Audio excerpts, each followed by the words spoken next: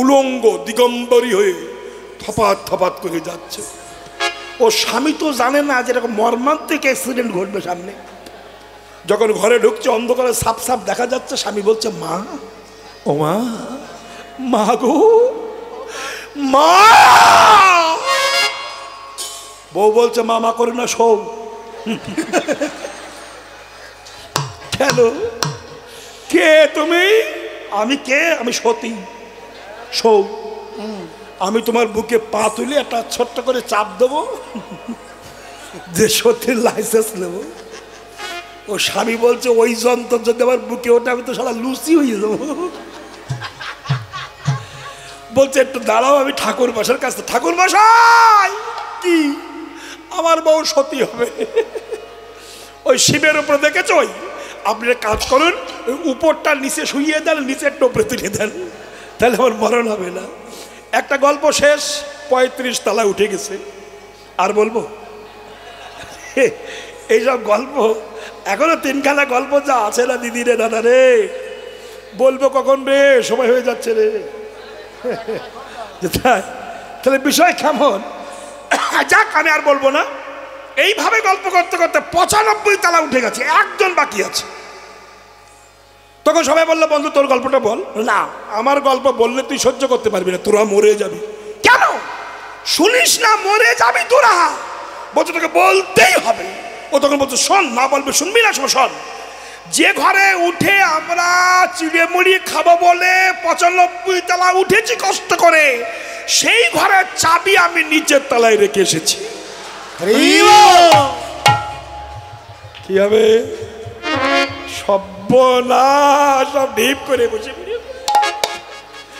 সমস্ত গল্প জল ঢেলে দিয়েছে। তেমনি উদ্দেশ্য, আমাদের জীবনে কত নায়ক নায়িকার গল্প, কত ছেলে মেয়ের গল্প, নাতি নাতনির গল্প করতে করতে তালা উঠছি। তালা উঠতে উঠতে উঠতে যখন শেষ নিঃশ্বাস ত্যাগ করব, তার কাছে যখন যাব, সে দরজা বন্ধ থাকবে, তালা মারা থাকবে। ভক্তি চাবি যদি না নিয়ে যাও, ও ঘর খুলবে না, ঢুকতে পারবে না। আবার আসবে, আবার যাবে, আবার আসবে, আবার যাবে। এই যাওয়া আসা বন্ধ হবে না, বারবার যাওয়া আসা করতে হবে। বুঝতে পারছেন? তাই মানব জীবন যখন পেয়েছো, এই জীবনটা নষ্ট না করে হরি ভজন করো, কৃষ্ণ ভজন করো, ভক্তিরূপ চাবিটা নিয়ে চলো। তাই গৌরাঙ্গ মহাপ্রভু নদিয়ায় চলতে চলতে হঠাৎ অকস্মাৎ কৃষ্ণ নাম আস্বাদন করেছে। বিহার এই গোরাচাঁদ নদিয়া নগরে আচম্বিত কৃষ্ণ নাম শুনে মনোহরে। নবজন রাগ গোরার অন্তরে উদয় গো, নবন রাগ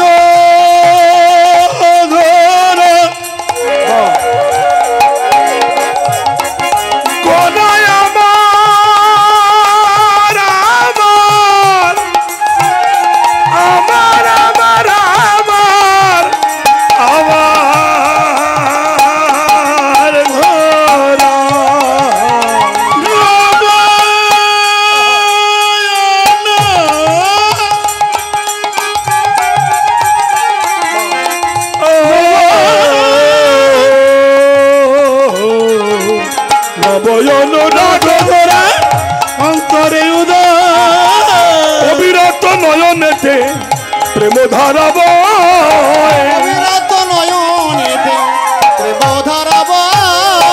কাঁদে আমার গোরাই, কাঁদে আমার গোরাই, কাঁদে গোরাই, কাঁদে গোরাই, কাঁদে আমার গোরাই, কাঁদে গোরাই, কাঁদে গোরাই, কাঁদে কাঁদে আমার গোরাই, কাঁদে গোরাই, কাঁদে গোরাই, কাঁদে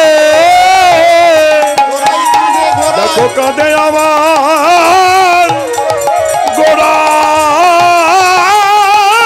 কাঁদে গোরাই,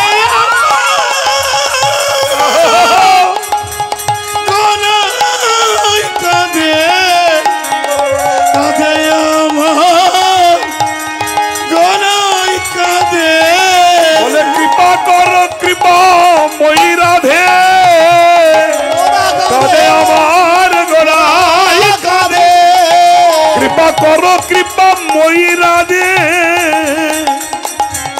কাঁদে রাধে। কি বলছেন?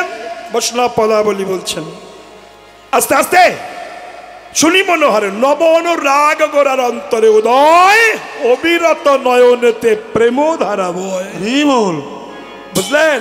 আস্তে আস্তে আস্তে আস্তে নব অনুরাগ মানে নতুন অনুরাগ প্রভুর হৃদয়ে জন্মেছে। কৃষ্ণ নাম শুনে কেন রাধা বদন মনে হয়েছে।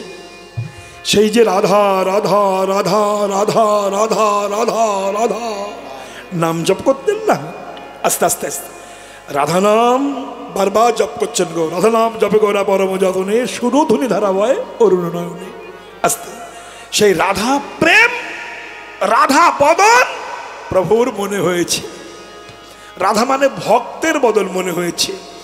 ভক্ত যদি একবার হাত গৌর কৃষ্ণ বলে কাঁদে, আমার ভগবান সারাটা জীবন তার জন্য কাঁদেন। আপনি বিশ্বাস না করেন কেঁদে দেখুন।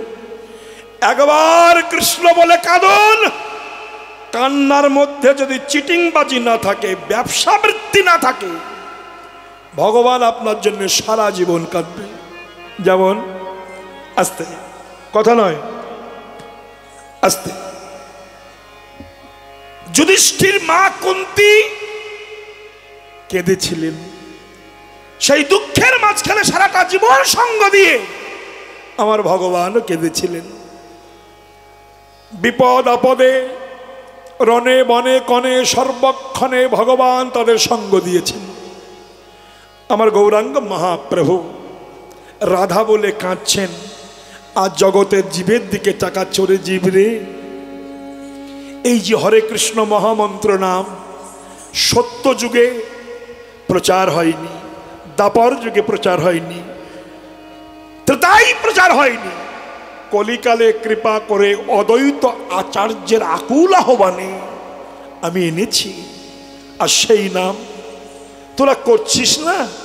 তাই গৌরাঙ্গ মহাপ্রভু কাঁদছেন পাগল হয়ে। হে রাধে, হে করুণাময়ী, হে বৃষভানুরাজ নন্দিনী, হে কৃষ্ণ কান্থা শিরোমণি, ও হে কৃষ্ণ মনমোহিনী, কৃষ্ণ প্রেম তরঙ্গিনী, হেমকণ্ঠ মণিধ্বনি, ও মাধুর্য কাদম্বিনী, বৃন্দাবন বিলাসিনী, রমণী রতনমণি, রাস রস তাণ্ডবিনী, কৃষ্ণ সুখদায়িনী, কৃষ্ণ বক্ষ বিলাসিনী রাধারানী, তুমি একবার আমাকে দেখা দাও। রাধে রাধে রাধে রাধে রাধে রাধে বলি গোরা,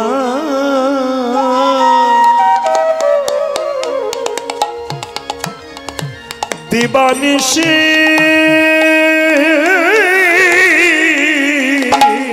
কাঁদে।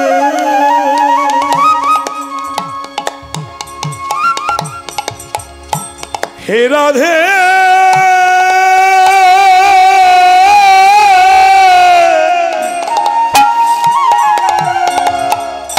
করুণাময়ী রাধে,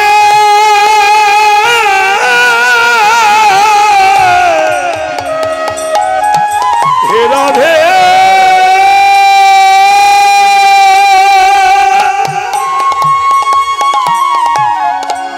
রাধে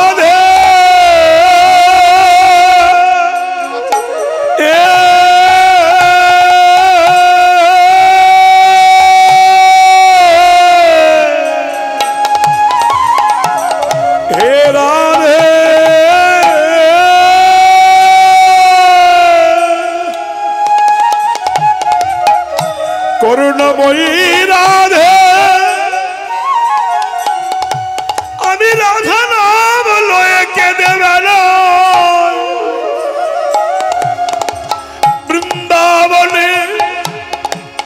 যখন আমি মথুরায় চলে গিয়েছিলাম,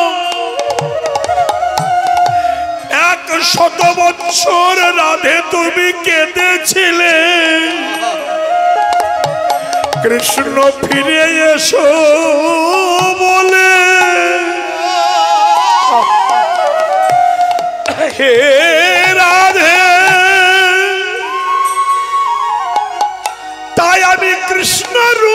ত্যাগ করে রাধা অঙ্গ বাহিরে ধরে আমার কালো বরণ ভিতরে রেখে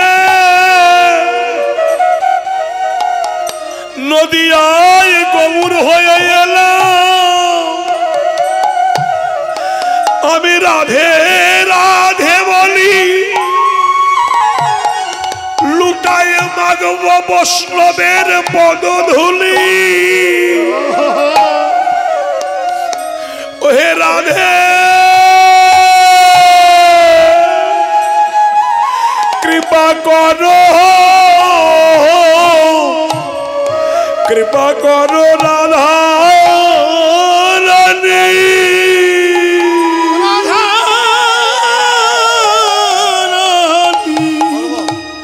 রাধে রাধে বলে গৌর হরি কাঁদিছে, রাধা ভাবে বিভোর হয়ে কাঁদিছে। যার লাগি জগৎ কাঁদে সে কাঁদে আজ ভক্তের লাগি। কৃষ্ণ প্রেমের কি উলোটা গতি রে, নিজে আচরিয়া ধর্ম জীবন শেখা। নব অনুরাগ করার অন্তরে উদয়, অবিরত নয়নেতে প্রেমধারা বয়। ক্ষণে ক্ষণে রোদন করে, ক্ষণে অট্টহাস, ক্ষণে ক্ষণে সুখানন্দ ছাড়া হে আস্তে। ক্ষণে হেনকালে ঈশ্বর পুরী তথায় আসিল বাসুদেব ঘোষের প্রাণে আনন্দ আনন্দ। আমি আরেকটু আপনাদের বলি মা, নিজে আচরিয়া ধর্ম জীবের শেখাও। আপনারা কি জানেন যে গৌরাঙ্গ মহাপ্রভু ভগবান অবতরী, তার দীক্ষার কি প্রয়োজন ছিল? আস্তে আস্তে আস্তে আস্তে যার বীজ তাকে দিল গুরুদেব হল। বলুন তো গৌরাঙ্গ মহাপ্রভুর দীক্ষা গুরুর নাম কি ছিল? হ্যাঁ, কেশবপুরী, ঈশ্বর পুরী, তাই তো? পুরী মহারাজ। শুনুন, এই ঈশ্বরপুরীর বাড়ি ছিল হালি শহর, কলকাতা, ব্রাহ্মণের পুত্র। একটুখানি বলি শুনুন, বড় লোকের ছেলে, এখনো তার সম্পত্তি হালি শহরে আছে, একেই বলে ব্রাহ্মণ। এই যে ব্রাহ্মণ কথাটা বলা হয়, সব ব্রাহ্মণ খারাপ নয়, ব্রাহ্মণ এখনো আছে। ব্রহ্ম জানতে ব্রাহ্মণ, যিনি ত্রিসন্ধ্যা গায়ত্রী করেন, ব্রহ্মকে সাধনা করেন, প্রসাদ সেবা করেন, নিরামিষ খান, ধুতি পাঞ্জাবি পরেন, চৈতন্য রাখেন, গলায় তুলসীর মালা আছে, তিনি হলেন ব্রাহ্মণ। ব্রহ্ম জানায়তে, এই চৈতন্য হয়েছিল পুরী গোস্বামীর মধ্যে, ঈশ্বরপুরীর ভিতরে। আসতে ঈশ্বরপুরী ভাবলো কি হবে এই বিষয় ঐশ্বর্য, কি হবে গাড়ি বাড়ি, একটু ছিল, আছে, থাকবে, কিন্তু আমি ছিলাম না, আমি থাকবো না। নাকি বলেন মায়েরা? কেউ ছিল না, কেউ থাকবে না, যাওয়া আসার সংসার। তাইতে বলছি বাবা, এই জ্ঞানগুলো দরকার। ফকির সাহেব রাজামশাইকে বলেছে, রাজামশাই এই কাঠের বাক্সটা রেখে দেন তো। কেন? আমি হেঁটে পাচ্ছি না, আপাতত লোকজন আছে, একটু সংবাদ দিলে পাঠিয়ে দেবেন। রেখে দিয়েছে। স্ত্রী বলছে, রানী এ কার বাক্স? বলছে, রানী একজন ফকির দিয়ে গেছে, যেখান থেকে সংবাদ দেবে পাঠিয়ে দেবো। রানী বলল, আপনি ভুল করেছেন মহারাজ। কেন? ফকির যদি মরে যে স্বর্গের থেকে সংবাদ দেয়, আমার বাক্স পাঠিয়ে দাও, পারবেন? তা তো ভাবিনি। হ্যাঁ, আমার যতই লোক থাক, স্বর্গ তো বাক্সে পাঠানো যাবে না। এই ফকির ধর ধর ধর ধর। ফকির সাহেব এসেছে, মহারাজ কিছু বলছেন? আরে আপনার বাক্স নিয়ে যান, আমি স্বর্গে যদি সংবাদ দেন কি করে পালাবো? ও পারবেন না, ঠিক আছে, একটা লোহা ছুঁচ, ছোট্ট ছুঁচ, এইটা রেখে দেন, পাঠিয়ে দেবেন। রাজা বলছে আপনি কি পাগল? যদি ছুঁচ পাঠানো যেত পরলোকে তো বাক্স পাঠানো যেত। তখন ফকির সাহেব বলছে মহারাজ, একটা লোহা ছুঁচ পাঠাবার ক্ষমতা আপনার নাই, আর আপনি সিংহাসনে অহংকার করে আমার সিংহাসন ভেবে বসে আছেন। আপনার মতো মূর্খ আর পৃথিবীতে আছে?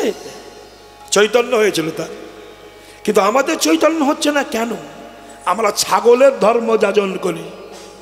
আপনি দেখবেন একটা কথা আছে, লাখ টাকার বাগান আর 1 টাকার ধাড়ি। হ্যাঁ ঠিক, লাখ টাকার বাগান আর 1 টাকার ছাগল শেষ করে দেয়। এই মানুষ ঠিক তেমনি, ছাগলের যতই খাওয়ান পেট ভরবে না, আর মানুষের যত টাকা হোক এদেরও পেট ভরে না।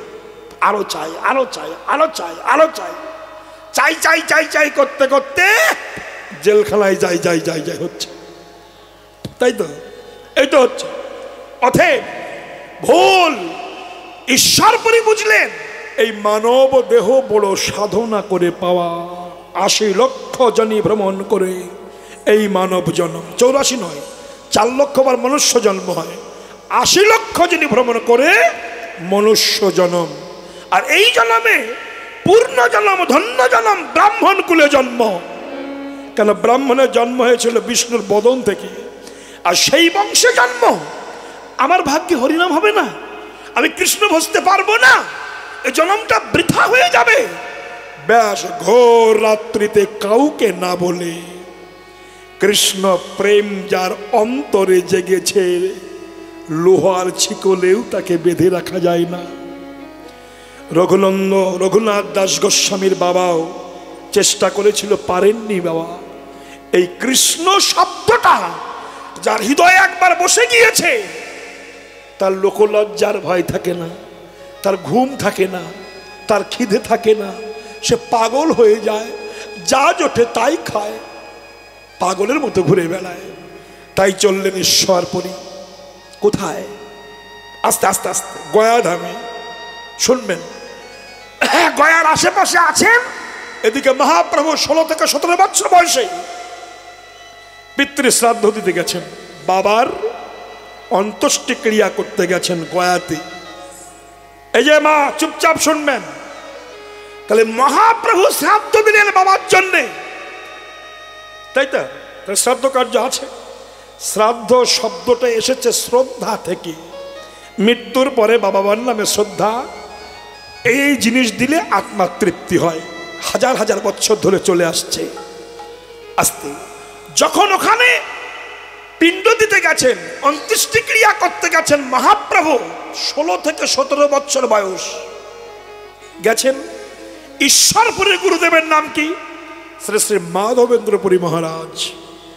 এই মাধবেন্দ্রপুরীর কাছ থেকে যখন ঈশ্বর দীক্ষা নিচ্ছিল, খুব ভেউ ভেউ করে কাঁদছিল, প্রভু আমার মতো হতভাগার কি হরিনাম হবে? আমি কি পাবো? মাধবেন্দ্রপুরী মস্তকে হস্তার্পণ করে বলেছিল, বাবা কাঁদিস না, ঈশ্বর তোর একদিন ঈশ্বর দর্শন হবে। এই কথাটা বলেছিলেন, তোর একদিন ঈশ্বর দর্শন হবে। তাই ঈশ্বরপুরী গুরু বাক্য শিরোধার্য করে ওই গয়ার রাস্তায় রাস্তায় ঘুরে ঘুরে বেড়ায়, কবে আমার ঈশ্বর দর্শন হবে। গৌরাঙ্গ মহাপ্রভু 16-17 বছর বয়স, দীক্ষা নেননি।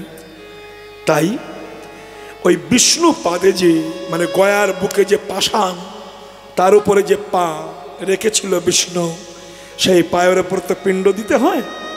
তাই মহাপ্রভু ওই পাখানা বিষ্ণুর চরণটি বুকের মধ্যে ধরে ওই 16-17 বছরের ছেলেটা হাও হাও করে কাঁদছে, মাথা খুঁজছে বিষ্ণুর চরণে, প্রভু আমি বড় হতভাগা, আমার সংসারের জাল তুলে নিয়ে তোমার চরণে আমাকে স্থান দাও, আমাকে আর সংসারের কীট করে রেখো না, সংসার আমার ভালো লাগে না প্রভু, তুমি আমাকে তোমার চরণে স্থান দাও প্রভু, আমি হতভাগা।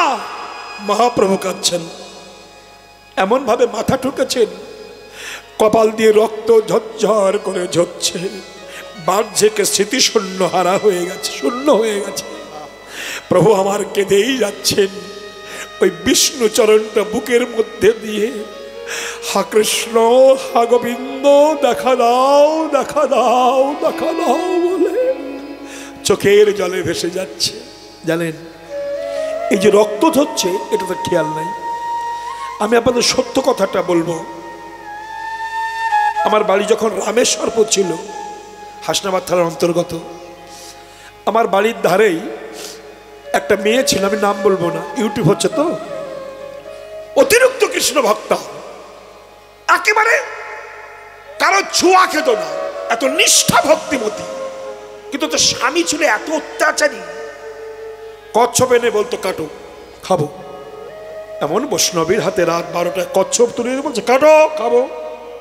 দেখো আমাকে বলো না গো, আমি যে হাতে মালা না জপ করি সেই হাতে তুমি কচ্ছপ কাটতে বলছো, তোমার পায়ে ধরি এই ভুলটা করো না। কি না কাটতো আমার চোখের সামনে।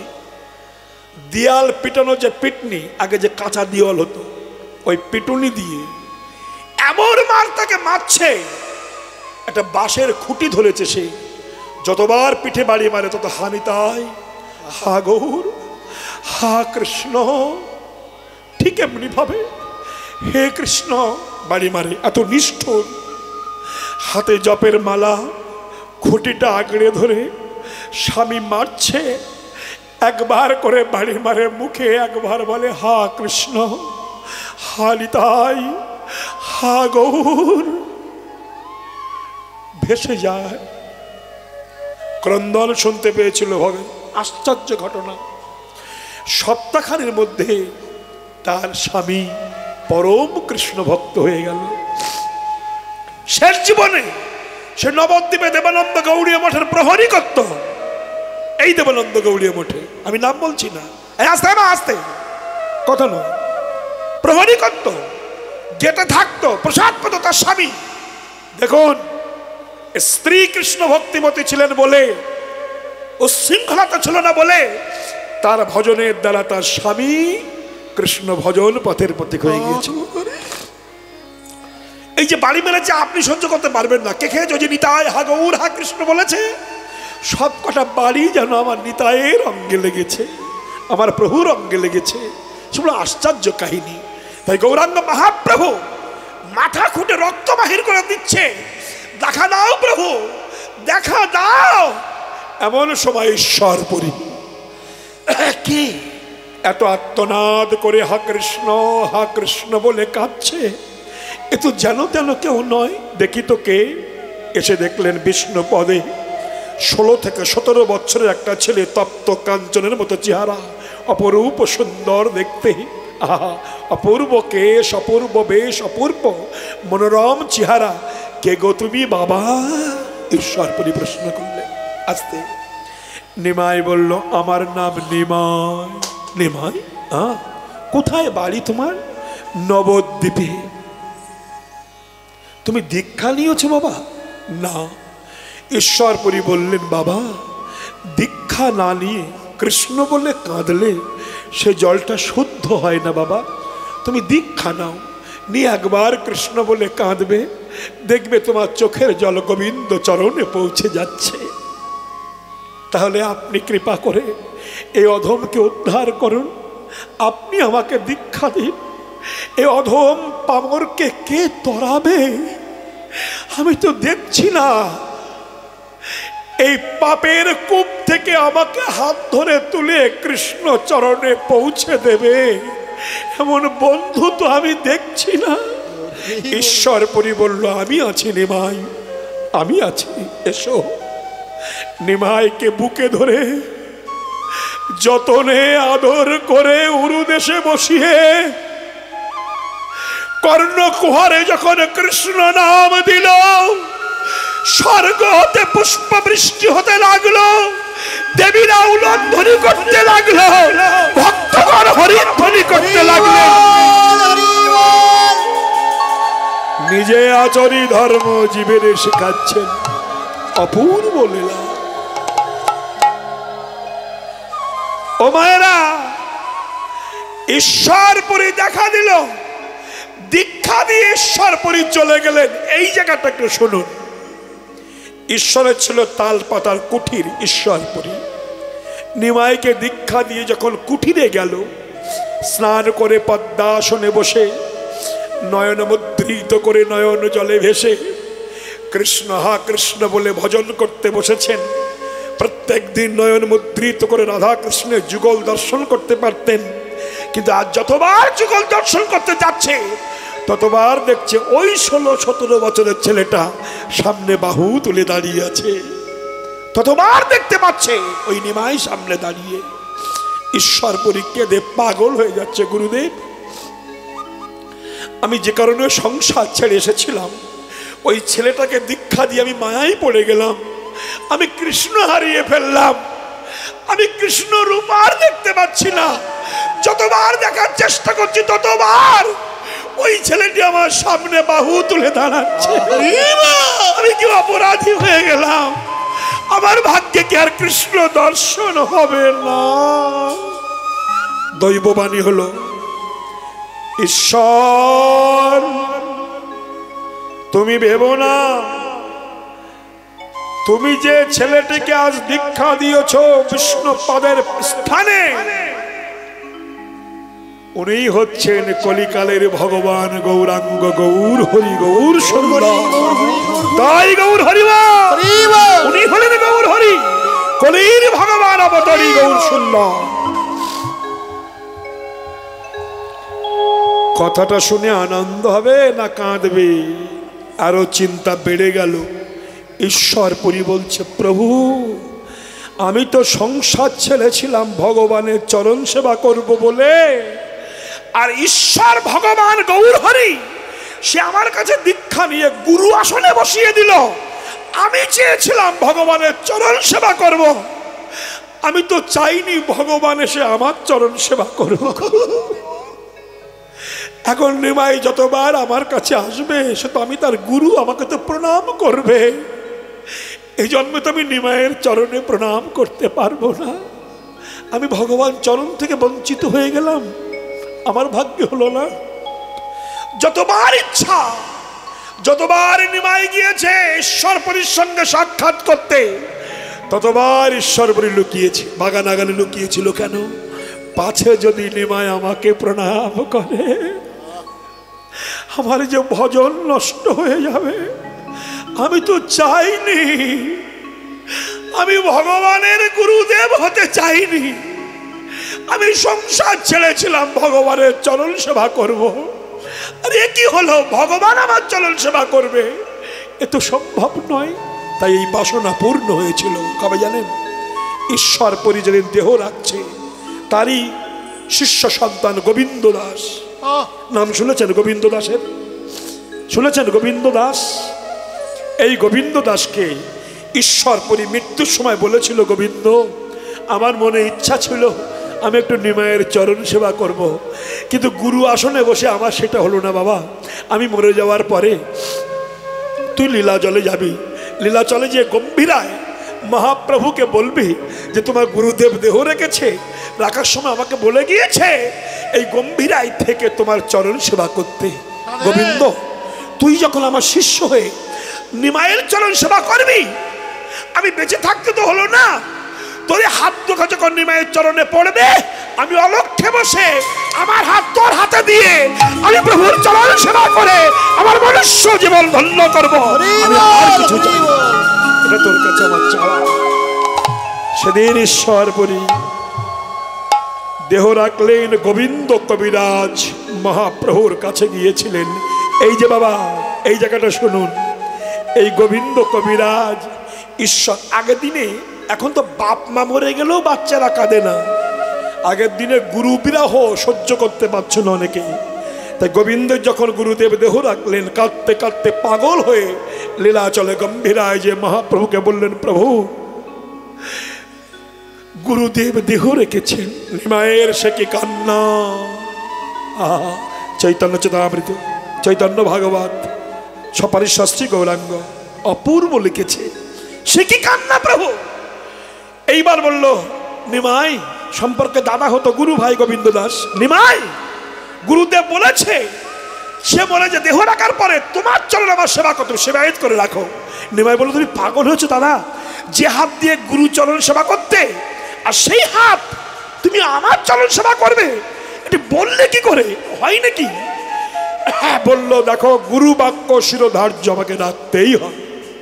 ব্যাস, নিমাই সেদিন থেকে মহাপ্রভু চরণ সেবা করতে লাগলেন। ভজ হরে মন শ্রীনন্দের নন্দন অভয় চরণার বিন্দরে।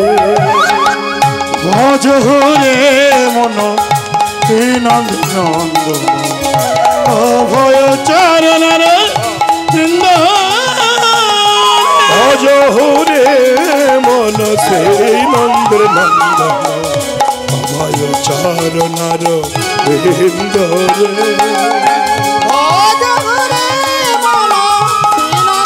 নন্দন অভয় চরণার বিন্দরে। দুর্লভ মানব তারা সত সনে এ ভব সাগর সিন্ধুরে। মানব তরহ সত সনে এ ভব সাগর সিন্ধুরে। ভজ হরে মন শ্রীনন্দের নন্দন অভয় চরণার বিন্দরে। শীতয়াতপ ভাত বরখানে এ দিন যামিনী জাগিরে। শীতয়াত বত পরীক্ষণে এদিন জমিনি জাগিরে। বিফলে সেবিন কৃপণ দুরজন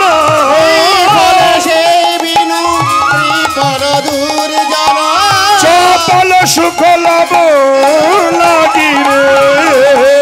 ভজ হরে মন শ্রীনন্দের নন্দন অভয় চরণার বিন্দরে। ভক্ত আর ভগবানের মিলন হইল, ভক্ত আর ভগবানের মিলন হইল, ভক্ত আর ভগবানের মিলন হইল, ভক্ত আর ভগবানের মিলন হইল। উলোধ্বনি কর সবে হরি হরি বল, উলধ্বনি করে সবে হরি হরি বল, উলোধ্বনি কর সবে হরি হরি বল, উলধ্বনি করে সবে হরি হরি বল। জয় রাধে জয় রাধে জয় রাধে জয় রাধে জয় রাধে জয় রাধে রাধে জয়